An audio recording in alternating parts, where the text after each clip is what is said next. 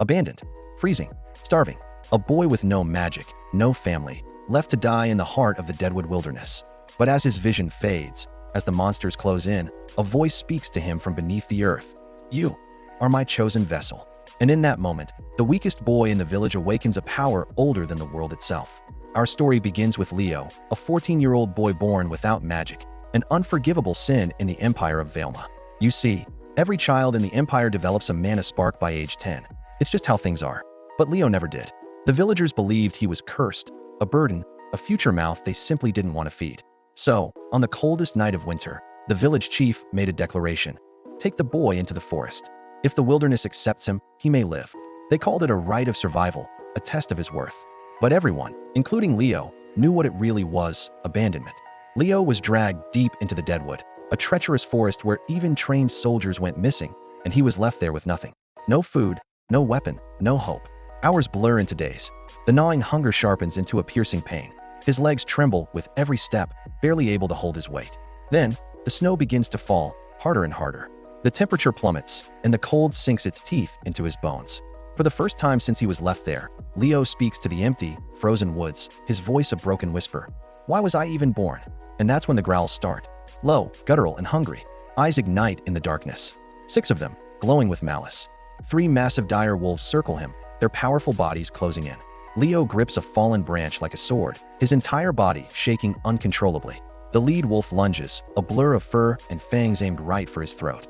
He squeezes his eyes shut, bracing for the end, and everything goes silent. A heartbeat echoes through the clearing. But it's not Leo's. This is something deeper, older. A rhythmic pulse that seems to shake the very ground beneath his feet. A voice, ancient and powerful, resonates not in his ears, but directly in his mind. Do you desire power? Leo collapses to his knees, the last of his strength gone. He whispers to the earth, to the voice, to anyone who will listen, I don't want to die. Suddenly, the frozen ground cracks. Massive roots, thick as pythons, twist and writhe out of the earth. A colossal, glowing sigil erupts beneath him, bathing the dark forest in an otherworldly light.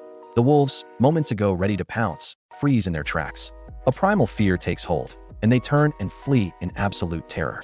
From the center of the sigil rises a colossal shape, a creature made of living flame, ancient bone, and glowing runes. It is the mythical beast of Agnerion, the primeval Fenrax, a creature thought to be extinct for 3,000 years.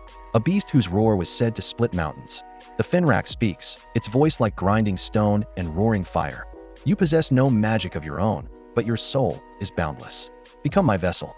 The sigil explodes in a torrent of golden fire, engulfing Leo. Ancient, intricate markings blaze to life across his skin, and his eyes ignite with a power that hasn't been seen in ages. Leo's body convulses, seized by an unimaginable force. Claws of pure, spectral fire form around his hands. Wings of crimson mist flare to life behind his back. Not physical wings, but manifestations of the Fenrax's spirit, burning with raw energy. Just then, the wolves return, this time with reinforcements, their pack emboldened by numbers. But they're too late. The boy they saw as easy prey is gone. Leo doesn't even seem to move. One moment, he's standing in the center of the clearing. The next, he's behind the alpha wolf. There's a whisper of displaced air, and a single slash of red light tears through the night. 2 of the wolves drop instantly, their bodies dissolving into shadow. The rest of the pack, paralyzed by a terror they can't comprehend, scatters back into the woods, yelping. Leo stares at his glowing, clawed hands, his voice trembling with shock and awe. What am I? The Fenrax's voice answers from within him, a host of the primeval flame. Walk, child. Your destiny begins now. But the sudden rush of power is too much. The transformation is draining his very life force, and Leo collapses to the ground, unconscious. Before he fades, the Fenrax's energy wraps around him, a cocoon of primordial warmth saving him from the brink. Far, far away, in the capital of the Empire of Velma, inside the highest tower of the Mage's Citadel, a giant, flawless mana crystal, used to monitor the flow of magic across the continent, suddenly develops a massive crack. The mage commander rushes to the chamber, his face pale with disbelief. An ancient signature, it's impossible. A primeval beast has awakened. Alarms blare across the capital. Soldiers are dispatched. Elite hunters are mobilized, all with one goal: find the source of this immense power and either control it or destroy it. And at the shadowy edge of the Deadwood, a man clad in dark, imposing armor watches the commotion in the distance. A cruel grin spreads across his face beneath his helmet. So the boy survived. Good. Leo awakens, not to the freezing cold, but to a gentle warmth. He's in a cave, lit by the soft, dancing flames of the Fenrax's essence. His wounds are gone, his body feels whole, and the hunger has vanished.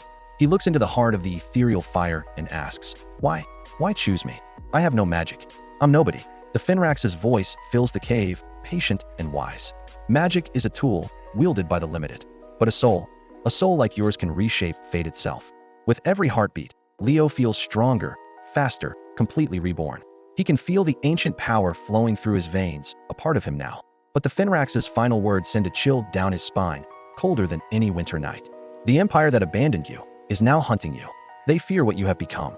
They fear what you might become. Leo stands, his resolve hardening like steel. Fire, now under his command, swirls around his fists. His eyes, once full of fear and despair, now burn with determination. He speaks, his voice steady and strong, no longer the whisper of a frightened boy. Then let them come. I'm not the weak one anymore. The screen fades to black, and in the darkness, two beast-like eyes ignite, filled with an ancient, untamable flame.